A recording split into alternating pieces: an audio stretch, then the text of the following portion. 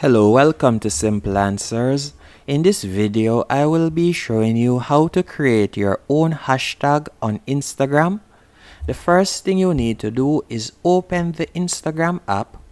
From here, you can simply tap on the plus in the top right hand corner and you can upload a post from your gallery. For example, I'll simply upload this one by tapping on next, then tap on next again in the bottom right hand corner.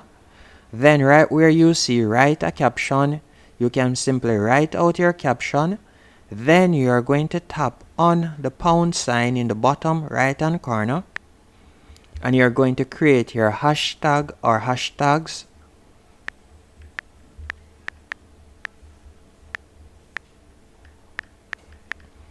As you can see right here. After doing this, you'll simply tap on OK, and once you have released the new post, that hashtag will now be created and available for use from anyone. So that's how to create your own Instagram hashtag. Hope you found this video helpful and informative. If you did, be sure to hit the like button and subscribe.